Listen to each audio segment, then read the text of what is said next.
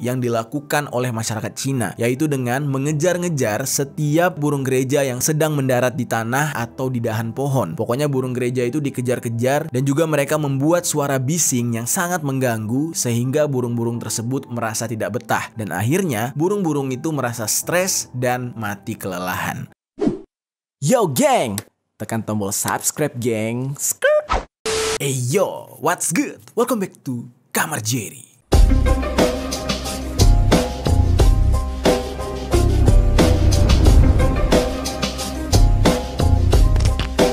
Geng-geng, hari ini kita bakal ngebahas tentang sebuah fenomena yang cukup aneh. Ini mengenai krisis pangan dan juga kelaparan yang terjadi di negara Cina. Nah, seperti yang kita ketahui ya geng ya, yang namanya krisis pangan terus kelaparan itu biasanya terjadi karena faktor kemiskinan dari sebuah negara yang bisa dikatakan gagal dalam menangani permasalahan ekonomi internal mereka. Nah, lalu seperti yang kita tahu ya geng ya, kebanyakan kasus-kasus kelaparan, kelangkaan pangan itu banyak terjadi di negara-negara Afrika dan juga sebagian kecil negara Timur Tengah. Misalkan kayak di Somalia, terus Nigeria, Haiti, dan juga pernah melanda Afghanistan bahkan, dan beberapa negara lain. Lalu di negara kita baru-baru ini juga dikatakan ada kasus kelaparan dan kelangkaan pangan yang menimpa saudara-saudara kita yang ada di Papua. Jujur gue sangat sedih mendengar berita tersebut. Kok bisa gitu ya di negara kita yang katanya ekonominya semakin meroket, ya kan? Nah, negara kita yang sangat melimpah hasil alamnya, tetapi masih ada saudara kita yang kelaparan. Nah, hari ini gue bakal ngebahas sebuah kasus kelangkaan pangan dan juga kelaparan yang pernah melanda Cina, yang mana kasus ini merupakan kasus yang benar-benar aneh karena penyebab dari kelaparan, penyebab dari kelangkaan pangannya itu membuat kita berpikir seolah-olah hal ini tidak masuk akal. Ya gimana enggak? Bencana kelaparan, kelangkaan pangan yang terjadi di Cina itu gara-gara kebijakan dari pemerintah mereka yang meminta masyarakatnya untuk membasmi populasi burung gereja. Gue yakin teman-teman semua tahu burung yang dimaksud ya. Nah, ini gue tampilkan gambarnya burung gereja tersebut. Nah, ini pernah muncul sebuah kebijakan untuk membasmi itu burung. Nah, seperti yang kita tahu ya, kalau di negara kita nggak cuma burung gereja nih yang berhubungan dengan pangan, ya terkhusus padi gitu ya. Ada jenis burung-burung lain juga. Biasanya tuh burung pipit kepala putih, dan lain-lain. Tapi di Cina, ini kebijakannya justru menargetkan burung gereja khususnya. Nah, lalu apa hubungannya pembasmian burung gereja ini dengan kelangkaan pangan? Nah, sekarang kita bahas secara lengkap tentang kasus ini. Dan juga nanti di pembahasan kedua, kita juga bakal ngebahas nih fenomena yang agak mirip, tetapi ini memang disengajakan, yaitu membasmi salah satu spesies hewan untuk membuat musuh kelaparan. Namun, kita bahas dulu yang pertama tentang kasus pembasmian burung gereja ini. Langsung aja kita bahas di sisi lain.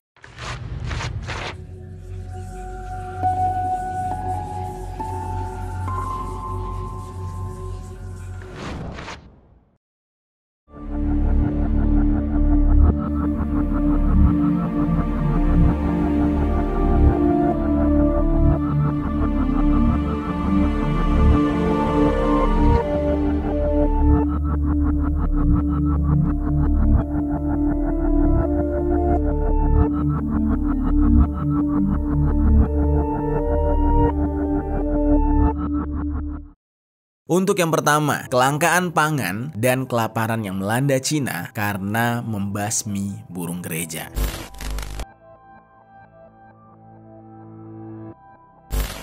Jadi kasus ini terjadi ketika Cina dipimpin oleh seseorang yang bernama Mao Zedong atau Mao Zedong. Mao ini melakukan sebuah eksperimen yang mana nama dari sosial eksperimen ini kalau diartikan ke dalam bahasa Indonesia itu kalimatnya lompatan jauh ke depan. Dan sosial eksperimen ini pertama kali digagaskan pada tahun 1958. Gerakan ini sebenarnya gerakan yang positif. Tujuannya adalah untuk mendorong seluruh rakyat Cina menjadikan negara mereka sebagai negara yang paling berkembang di dunia melalui kolektivisasi sumber daya alam dan melakukan industrialisasi dengan cepat. tepat. Jadi pemikiran sederhananya itu adalah kepemilikan bersama, bukan kepemilikan pribadi. Jadi semua hal yang ada di negara mereka itu menjadi tanggung jawab mereka bersama. Kurang lebih prinsipnya kayak gitu. Lalu di dalam periode ini ada sebuah kebijakan yang menurut gue sangat aneh nih geng, yaitu kebijakan tentang kampanye 4 wabah. Namun di sumber lain ada juga yang mengatakan kalau sebutannya itu justru kampanye 4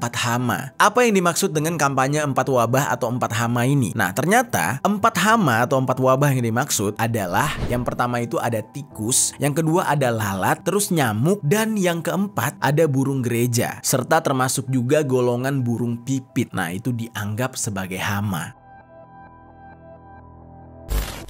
Di dalam kampanye tersebut, 3 hama yaitu tikus, lalat, dan nyamuk dikatakan harus benar-benar dibasmi dengan alasan kebersihan dan kesehatan bagi masyarakat. Nah, ini bisa dikatakan ya benar banget gitu ya. Kita semua pasti setuju dengan hal tersebut. Seperti yang kita tahu, tikus itu penyebab penyakit tifus. Lalu lalat biasanya penyebab diare, sakit perut, dan segala macam lah. Dan juga nyamuk penyebab malaria. Nah, itu jelas banget gitu kan. Nah, lalu kenapa burung gereja atau burung pipit gitu ya dimasukkan ke dalam kategori hama dan wabah oleh pemerintah Cina di saat itu? Ternyata ada alasan yang sangat spesifik yang dijelaskan oleh pemerintah Cina, yaitu Mao tadi. Dia mengatakan burung gereja atau burung pipit ini selalu memakan biji-bijian seperti gandum dan juga padi. Nah, di saat itu si pemimpin Cina yang bernama Mao ini, dia tidak mau berbagi dengan ekosistem. Dia maunya semua hasil panen yang berhubungan dengan padi serta gandum itu hanya boleh dinikmati oleh manusia, yaitu masyarakat Cina sendiri. Jadilah burung gereja atau burung pipit dianggap sebagai hama. Nah, sebenarnya niat dari si pemimpin yang bernama Mao ini ya cukup baik, geng. Dia peduli terhadap rakyat. Dia mau hasil panen itu utuh, tidak harus dibagi dengan hewan, tidak harus dibagi dengan burung gitu ya. Semuanya harus utuh untuk masyarakat Cina. Dan Mao Zedong ini punya konsep, kalau burung gereja atau burung pipit ini dibasmi, dimusnahkan, mungkin hasil panen akan meningkat karena biji-bijiannya semuanya utuh. Gara-gara pemikiran aneh dia tersebut, akhirnya dia mengeluarkan sebuah perintah untuk membasmi burung-burung gereja atau burung pipit ini. Lalu masyarakat Cina yang sangat patuh terhadap perintah dari pemimpinnya tersebut langsung berbondong-bondong mencari burung gereja atau burung pipit untuk dibasmi.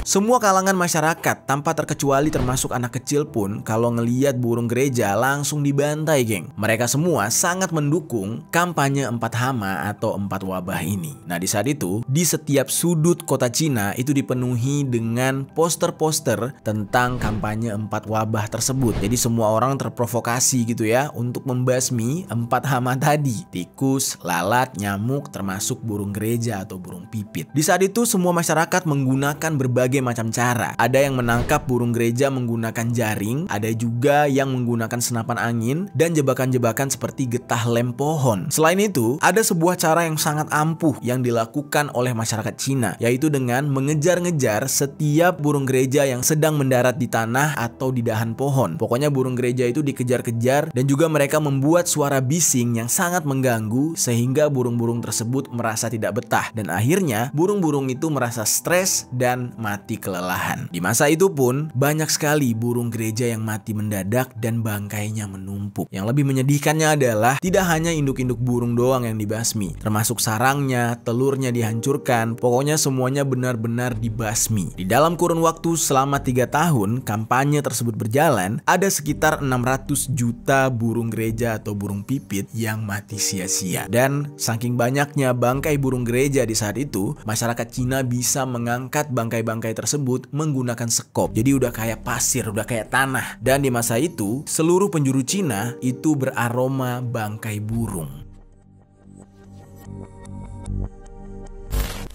Karena terus diburu, burung gereja di saat itu menjadi salah satu spesies yang terancam punah di Cina. Ya bisa dibayangkan aja, geng ya. Populasi burung gereja, burung pipit itu kan banyak banget ya. Tetapi diburu setiap hari selama 3 tahun berturut-turut, ya otomatis bisa habis populasinya. Nah lalu barulah setelah burung gereja atau burung pipit yang tadinya sering terlihat di langit Cina terbang secara berkelompok, terus mereka mampir ke dahan-dahan pohon serta perkebunan warga untuk mencari makan, sekarang benar benar-benar tidak terlihat lagi dan suasana sangat hening. Tidak ada suara kicauan burung pipit atau burung gereja lagi di Cina. Lalu barulah perlahan-lahan timbul dampak negatifnya. Di saat itu masyarakat Cina yang dipimpin oleh Mao Zedong itu merasa sangat bahagia, mereka senang sekali dan bangga dengan keberhasilan kampanye 4 wabah yang sudah berhasil mereka jalankan. Pada awal-awalnya mereka merasa kayak stok gandum, stok padi dari hasil panen mereka itu ya semuanya tercukupi, dan entah itu hanya sugesti atau beneran faktanya, mereka itu kayak merasa ya jumlah panen, jumlah gandum dan padi mereka itu bertambah. Semuanya itu lebih dari tahun-tahun sebelumnya. Hasilnya melimpah dan mereka di saat itu merasa sangat aman dan tidak perlu khawatir kelangkaan pangan karena gandum dan padi mereka itu tercukupi semuanya untuk mereka tanpa mereka bagi-bagi dengan hewan yang sebenarnya ya sesuai dengan ekosistemnya. Namun geng, ternyata semua itu tidak sejalan dengan apa yang mereka pikirkan nih geng. Yang terjadi justru sebaliknya. Yang awalnya mereka merasa semua stok makanan mereka penuh, melimpah hasil panennya, namun tidak butuh waktu lama, keadaan benar-benar berbalik. Rakyat Cina tiba-tiba merasakan yang namanya neraka dunia karena stok makanan mereka tiba-tiba menipis dan hasil panen mereka rusak semua.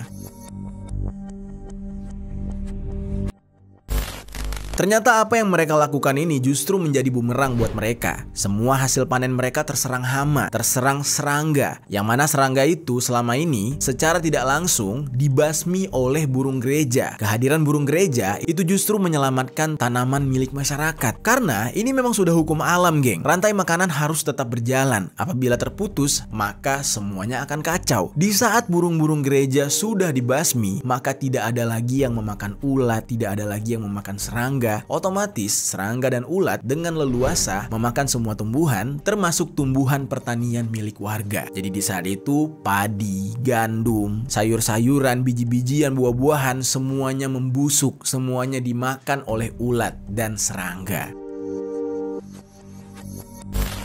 Gue yakin nih kalian pasti mempelajari hal ini ketika ya di masa SD. Rantai makanan, burung memakan ulat, nanti burung ini dimakan oleh burung yang besar lagi atau mungkin dimakan oleh ular. Terus rantai makanannya akan berputar di sana terus sampai pada akhirnya nanti burung ini mati juga akan dimakan oleh ulat. Jadi rantai makanannya berputar di sana. Apabila rantai makanan itu terputus ya otomatis satu spesies akan berkuasa. Ya ini pelajaran masa kecil lah ya, pelajaran biologi dan kita semua paham. Nah, apa yang dilakukan oleh pemerintah Cina di saat itu justru merusak ekosistem atau merusak rantai makanan yang membuat ada satu sektor yang akan kelebihan populasi, yaitu populasi dari serangga dan ulat. Itulah yang menjadi hama sebenarnya. Di saat itu, masyarakat Cina belum mengetahui, mereka belum seluruhnya mempelajari yang namanya rantai makanan. Padahal di saat itu, burung gereja atau burung pipit itu tidak hanya memakan gandum, tidak hanya memakan padi, tetapi burung gereja dan burung pipit ini kalau mereka baru saja menetaskan telurnya gitu ya, anak-anaknya masih kecil, biasanya mereka lebih memilih nutrisi yang baik yang berasal dari belalang. Nah, belalang inilah yang sering ditangkap oleh induk burung gereja atau burung pipit lalu diberikan kepada anak-anaknya. Nah, karena adanya pembantaian ini, populasi dari belalang meningkat pesat dan belalang adalah salah satu musuh petani. Karena di dalam dunia pertanian, belalang adalah salah satu faktor utama banyaknya tanaman pangan yang gagal panen karena tanaman tersebut dimakan sampai busuk oleh belalang-belalang tersebut.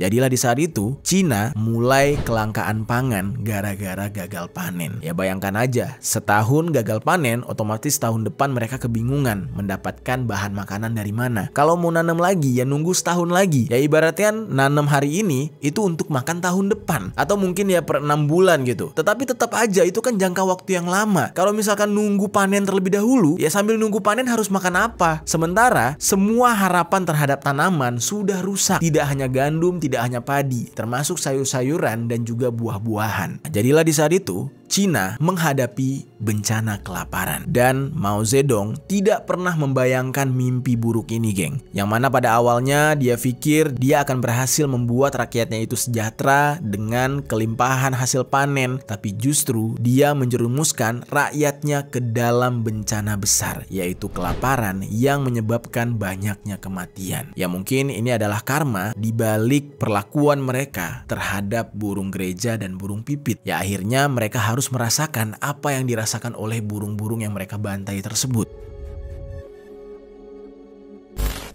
Lalu perlahan-lahan setelah dilanda oleh populasi belalang yang sangat banyak, tiba-tiba muncul lagi populasi yang baru yang benar-benar menjijikan, yaitu hadirnya populasi kutu busuk. Jadilah situasi Cina di saat itu benar-benar memprihatinkan, geng. Segala penyakit mulai muncul dan mereka mulai kebingungan dengan jalan keluarnya. Mereka nggak tahu harus melakukan apa. Ternyata usut punya usut ya, geng ya. Sebelum terjadinya pembantaian besar-besaran terhadap burung gereja atau burung pipit, itu sudah ada ilmuwan atau ahli burung nih sebutannya, yang mana dia ini peneliti tentang kehidupan spesies burung. Nama orang tersebut adalah Zhou Xincheng, yang mana dia sudah sempat memperingatkan pemerintah yang di saat itu kebijakannya dibuat oleh Mao Zedong terkait pembantaian terhadap burung gereja ini. Dia sudah bilang kalau sampai burung gereja ini dibasmi, otomatis akan ada yang namanya ledakan populasi, dan itu sangat berbahaya karena disebabkan oleh rusaknya ekosistem atau rantai makanan. Dan hal ini akan membuat manusia menjadi repot. Tapi sayangnya di saat itu, kekhawatiran dari Zhou Xincheng ini tidak didengarkan oleh pemerintah Cina atau pemerintah Mao Zedong.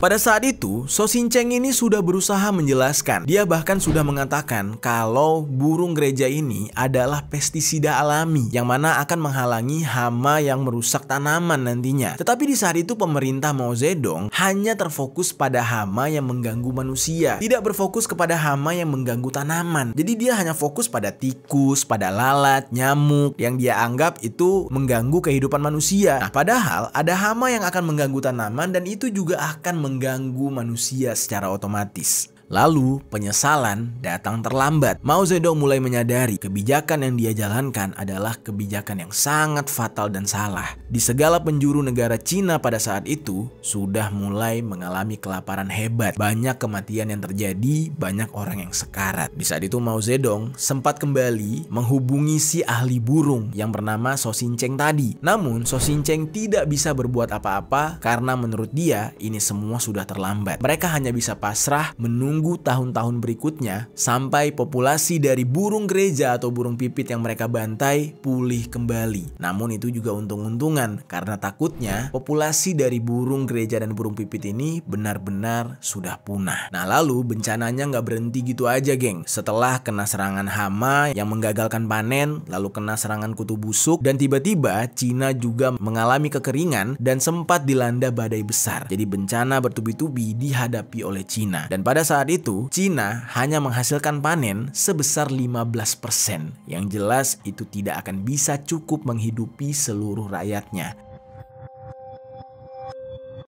Nah lalu sampai tahun 1960 tercatat ada 15 sampai dengan 45 juta jiwa yang tewas akibat kelaparan. Gila nggak tuh? Yang dibantai burungnya itu sebanyak 600 juta, yang meninggal manusianya 45 juta gara-gara kelaparan. Ini benar-benar fenomena yang sangat-sangat aneh yang mungkin sedari awal pemikiran dari pemerintah Cina itu nggak nyampe gitu. Mereka berpikir pembantaian terhadap burung justru akan menguntungkan mereka. Padahal mereka tidak sadar yang mereka lakukan itu hanyalah ketamakan. Karena akibat dari nggak mau berbagi, karena akibat dari nggak rela gitu ya, alam ikut menikmati hasil kerja keras mereka. Ya akhirnya alam merenggut itu kembali.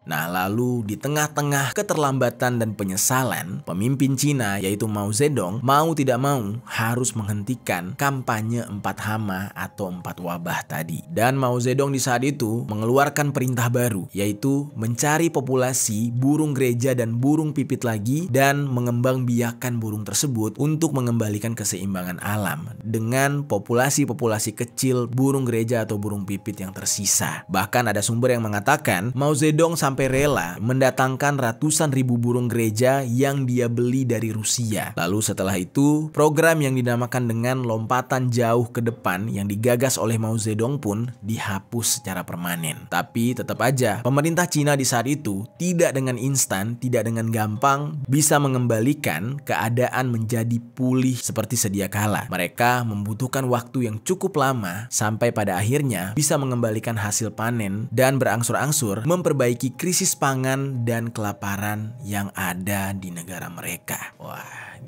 gila banget geng kejadiannya. Ya tapi apa boleh buat, semuanya sudah terjadi. Korban jiwa mencapai 45 juta orang. Gila gak tuh? Udah kayak bencana gitu ya. Udah kayak banjir, tsunami gitu. 45 juta orang tewas gara-gara kelaparan yang disebabkan oleh kebijakan yang aneh, yaitu membantai burung. Ngapain burung dibantai gitu? Apa salahnya gitu ya? Kalau cuma makan sebiji dua biji kan gak akan mengurangi jatah manusia. Karena kan alam itu sudah bekerja dengan caranya sendiri. Gak mungkin alam itu tidak mencukupi kebutuhan dari penghuninya gitu kan. Semuanya sudah ada porsi, semuanya sudah ada bagian masing-masing. Gimana nih geng? Menurut kalian ketamakan manusia gitu ya, rakus banget. Akhirnya semuanya jadi bumerang untuk manusia itu sendiri.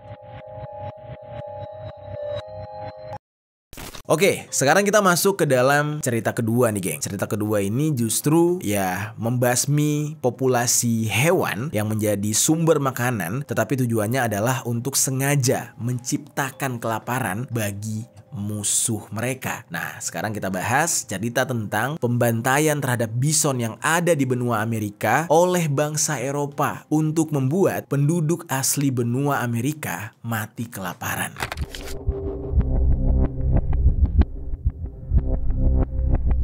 Mungkin cerita ini adalah kisah lama, tapi nggak ada salahnya kita bahas lagi nih geng. Jadi seperti yang kita tahu ya, bangsa Eropa itu adalah bangsa penjajah yang sekarang berteriak-teriak tentang HAM, hak asasi manusia, yang selalu seolah-olah menjadi polisi dunia gitu ya. Padahal di zaman dahulu mereka lah yang membantai sebagian besar populasi di muka bumi ini. Nah, kali ini kejadiannya itu terjadi di benua Amerika. Seperti yang kita tahu, suku yang tinggal di sana itu adalah suku asli Amerika yang penyebutan namanya itu diberikan oleh bangsa Eropa, yaitu suku Indian. Perlu gue jelaskan sedikit nih. Bangsa Eropa di saat itu sebenarnya salah menyangka. Mereka pikir mereka itu udah sampai di India. Makanya ketika mereka melihat suku asli Amerika Serikat itu, mereka menyebut suku tersebut dengan suku Indian. Nah, padahal nih ya, suku asli atau manusia asli asal Amerika ini itu mempunyai nama yang berbeda-beda. Ada suku Aztec yang asalnya dari Meksiko Tengah. Terus mereka bergabung dengan suku Sioux, ya tulisannya Sioux gitu. Terus juga ada Apache, terus ada suku Creek. Nah, semua mereka itu adalah penduduk asli benua Amerika Serikat, daratan Amerika Serikat, yang diklaim atau disebut oleh bangsa Eropa ya gara-gara mereka salah sangka karena mereka berpikir mereka sudah sampai di India. Mereka sebutlah itu semua suku Indian sampai sekarang. Suku Indian di saat itu dibantai oleh masyarakat Eropa yang menjadi penduduk Amerika Serikat sekarang, penduduk kulit putih Amerika sekarang. Dan di saat itu banyak sekali pembantaian yang terjadi. Suku yang mereka sebut dengan suku Indian ini mulai berkontak langsung dengan para penjajah Eropa itu pada abad ke-17.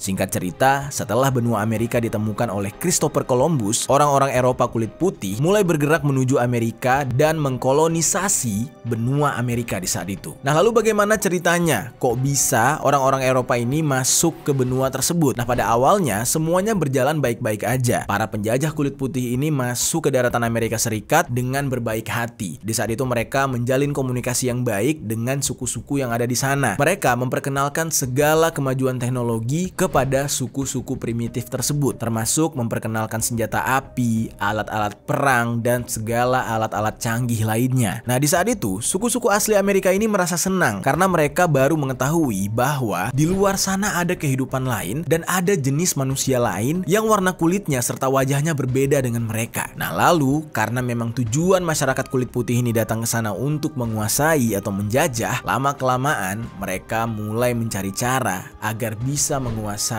tanah milik suku asli Amerika tersebut. terjadilah perebutan paksa terhadap tanah-tanah milik suku asli Amerika yang sudah dihuni selama berabad-abad. Di saat itu, para penjajah kulit putih ini tidak segan-segan mengeksekusi siapa saja yang membantah. Dan hal tersebut dilakukan oleh penjajah kulit putih untuk bisa menyingkirkan semua suku asli Amerika dan membuat mereka meninggalkan daratan Amerika. Nah, di saat tanah Amerika sudah dikuasai oleh penjajah kulit putih, mereka membentuk sebuah pemerintahan, dan pemerintah itu menyediakan sebuah lahan atau tanah terkhusus untuk suku-suku asli Amerika tersebut yang disebut dengan reservasi. Jadi mereka ditaruh di satu tempat yang seolah-olah seperti mereka lah orang asing yang menumpang di tanah tersebut, padahal tanah tersebut adalah tanah mereka.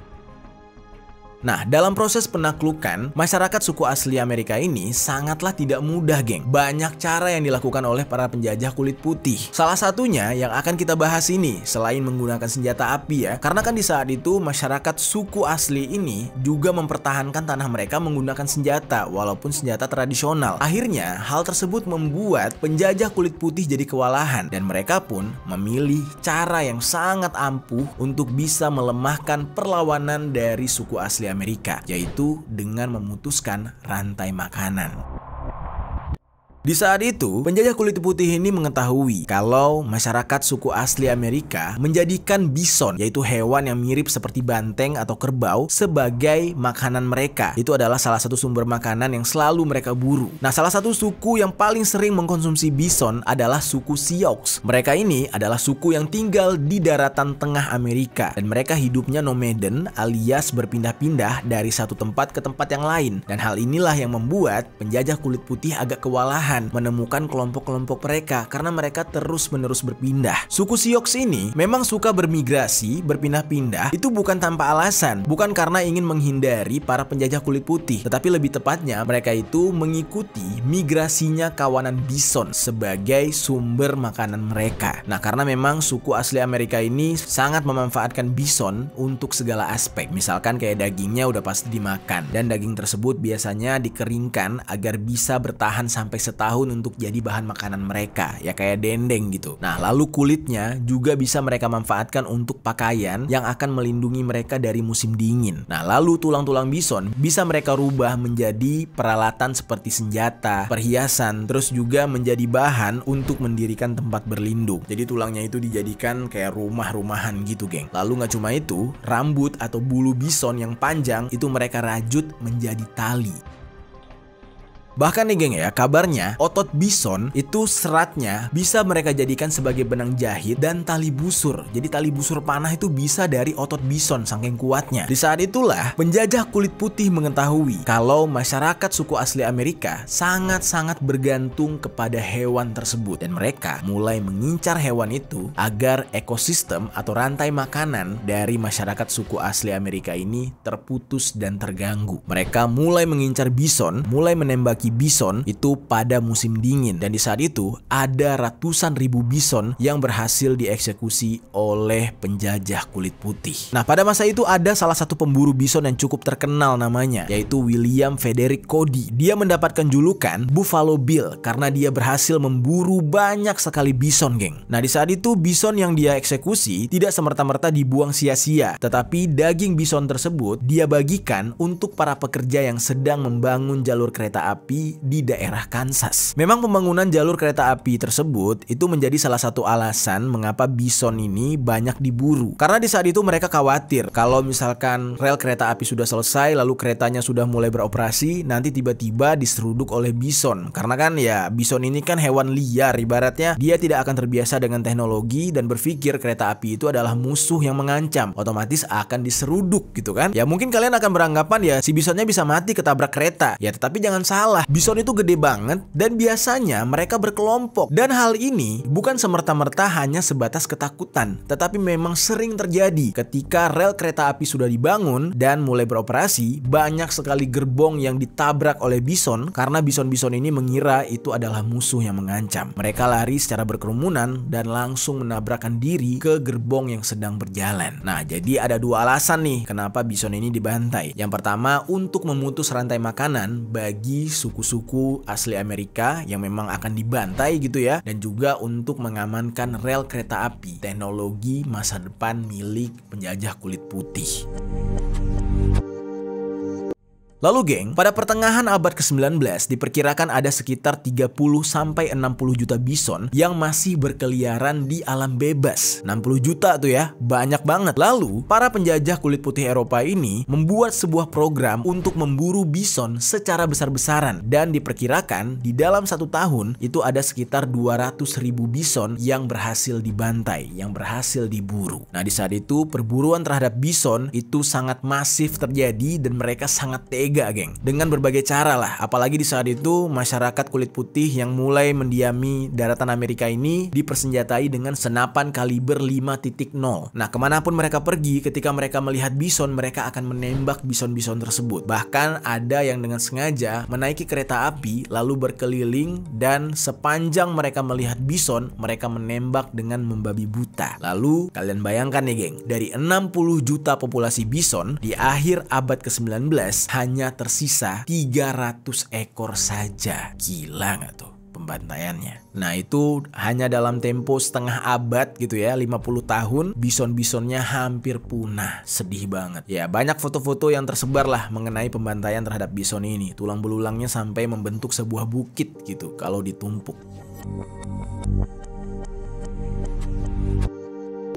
Dan ternyata perburuan terhadap bison ini benar-benar efektif. Semenjak banyaknya bison yang terbantai, karena di saat itu sumber makanan masyarakat asli Amerika Serikat sudah mulai berkurang, sudah mulai langka gitu ya. Banyak dari mereka yang perlahan-lahan mati kelaparan. Dan angka kematiannya dalam jumlah yang sangat besar geng. Mereka itu tumbang satu persatu. Di saat itu masyarakat suku asli Amerika ini sampai tidak tahu harus melakukan apa. Mereka tidak punya ilmu untuk bercocok tanam. Mereka selama ini hanya bergantung kepada hewan bison tersebut untuk bisa melangsungkan kehidupan. Tapi sayangnya, semua sumber makanan mereka tersebut atau sumber penghidupan mereka tersebut sudah dihabisi oleh penjajah kulit putih Eropa hanya karena ambisi mereka agar bisa menguasai daratan Amerika.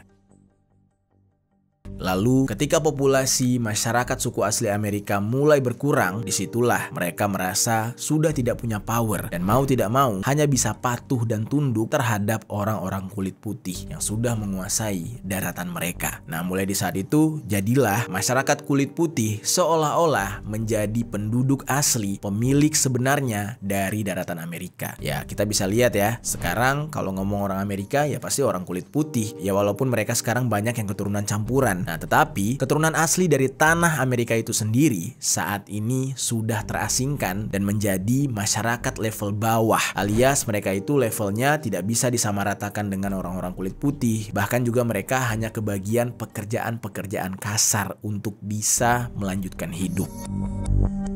Nah namun geng, bertahun-tahun berlalu, sudah berganti abad. Untuk saat ini, ketika daratan Amerika sudah sepenuhnya dikuasai oleh keturunan penjajah kulit putih serta para imigran dari berbagai penjuru dunia, barulah bison ini kembali dilestarikan. Nah pemerintah Amerika Serikat mulai membuat taman nasional untuk melestarikan bison yang diberi nama Yellowstone. Di sana, bison-bison yang tersisa dilindungi dan dikembangbiakan kembali sehingga perlahan-lahan populasi dari bison bisa kembali pulih dan banyak. Nah, dari sisa 300 bison setelah dibantai tadi, akhirnya sekarang sudah mulai berangsur-angsur dan kabar terakhir dikatakan populasinya sudah mencapai 200.000. Namun, ya bison-bison tersebut tidak lagi menjadi sumber makanan dari masyarakat suku asli Amerika karena mereka ya sudah berubah budayanya, sudah berubah makanannya dan sudah ikut tunduk patuh gitu ya terhadap pemerintahan baru yang dibentuk oleh penjajah kulit putih Eropa.